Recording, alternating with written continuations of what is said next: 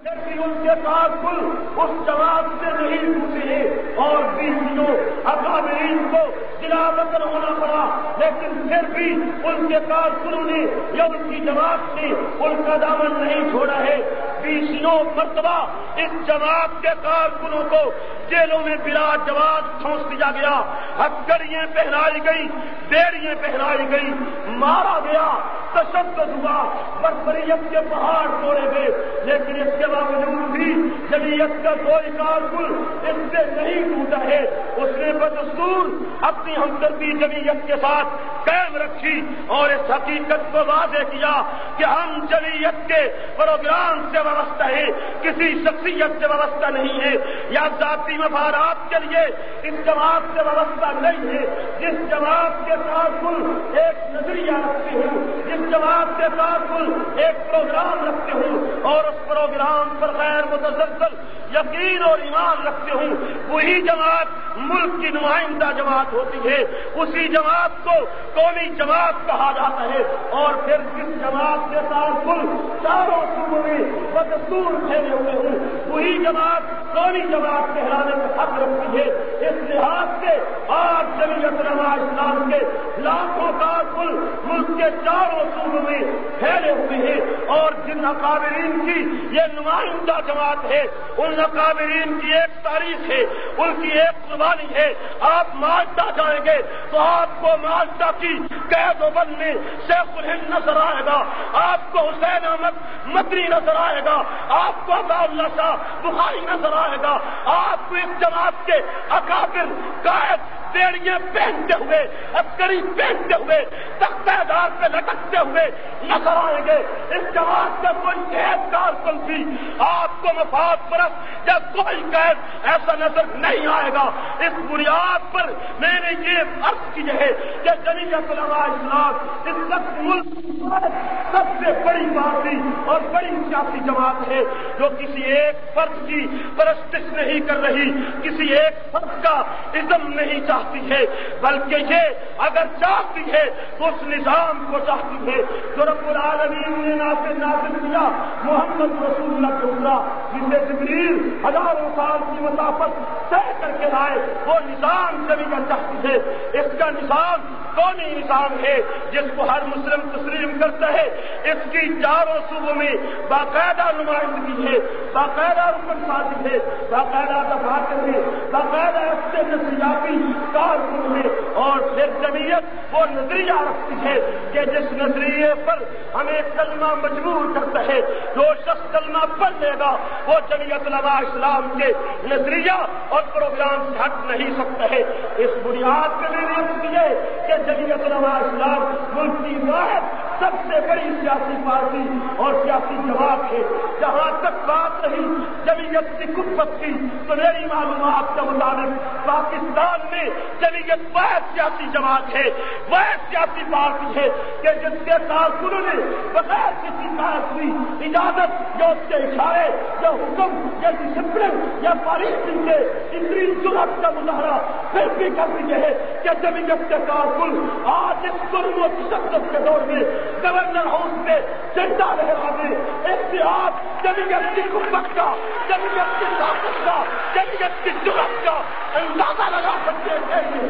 مجھے بات کرنے دیجیے، اتحاد جمعیت کی قوت کا اندازہ لگا سکتے ہیں کہ اگر کل ہماری پالیسی یہ طے ہو جائے کہ گورنر ہاؤس سے جھنڈا لہرا دینا ہے، سب نے مملکت سے کچھ ضرورت، طاقت اور قوت سے چھین لینا ہے، جب کا اعلان کریں گے تو اس وقت آپ اندازہ لگائیں جمعیت کی قوت کا۔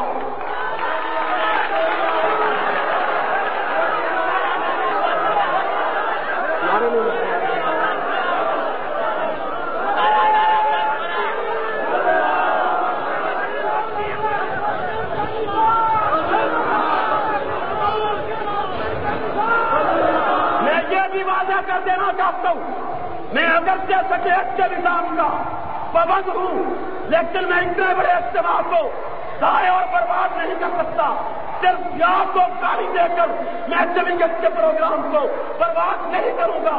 میں سچ مخالفت کرتے بھی آپ کے ذہن میں جمعیت کا پروگرام ذہن نظریہ اتارنا چاہتا ہوں۔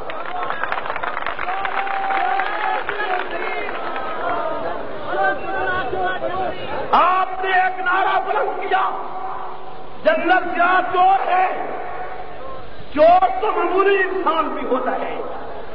پورے ملک پہ غاصبانہ قبضے کا نام چوری نہیں ہے. آپ کو اسے بہت بڑا ڈکیت کہنا چاہیے تھا. چوری تو بہت کمزور لگتا ہے. آپ نے اس کے جرم میں تصویر کی ہے. آپ اس کو نیچے اتارنا ہے. لیکن میں سرحد ضیاء کی تاریخ اس کی سیرت کی نہیں جانا چاہتا.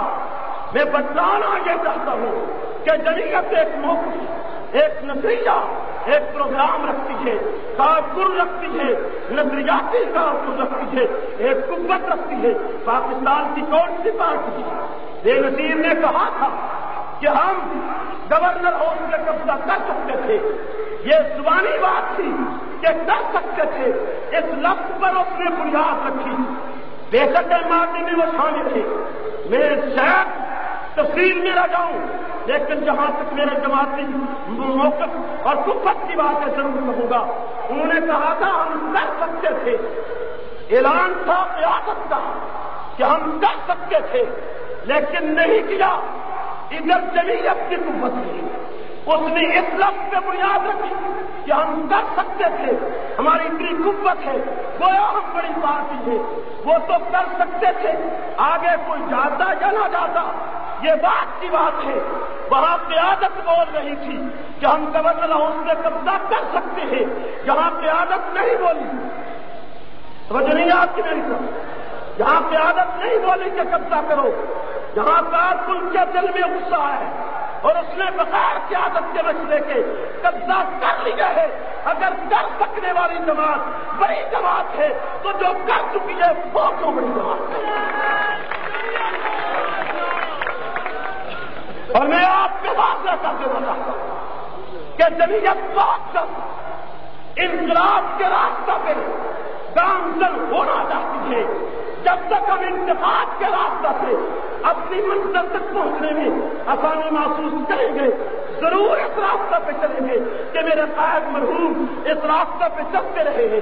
لیکن جب ہمیں مکمل مزید مایوسی ہوگی تو پھر جمعیت قوت کا مظاہرہ کرنا چاہتی ہے. اور جب جمعیت کی قیادت میں اعلان کر دیا کہ گورنر ہاؤس اور صدر ہاؤس میں قبضہ کر لیا جائے تو ایک ہی رات میں جمعیت کے جھیالے کارکن بغیر کسی تاخیر سے قبضہ کر چھوڑے.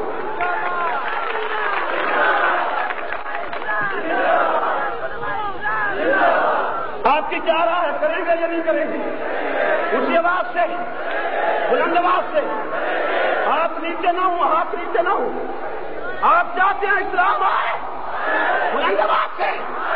اسلام آنا چاہیے. 40 برس کا عرصہ طویل بیت چکا ہے. پاکستان میں ہر چیز کو متنازع بنا دیا گیا.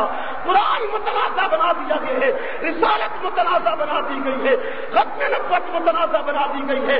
چوری کی سزا متنازع بنا دی گئی ہے. شرابی کے درے متنازع بنا دیے گئے ہیں اور دیت کا مسئلہ متنازع بنا دیا گیا ہے. جمعیت کے جیالوں اٹھو، انقلاب کی لینیں ہموار کرو. یا اسلام آئے گا یا ہم نہیں رہیں گے.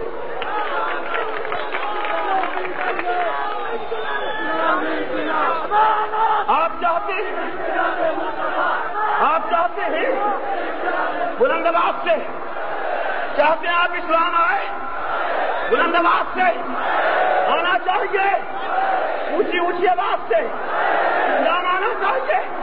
پھر کھڑے ہو کے تعین کیجیے. ایک منٹ میں کھڑے ہو کر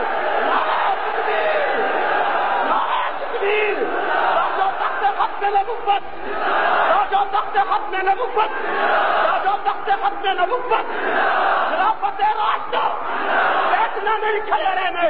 1 منٹ کی بات. فلسطین میں میری ماں کا دوپٹہ تھی.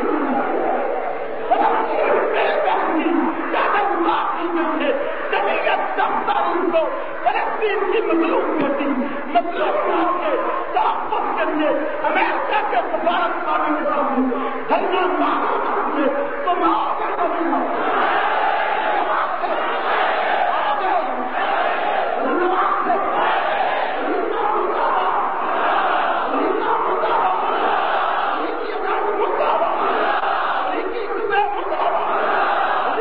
کتے مساوات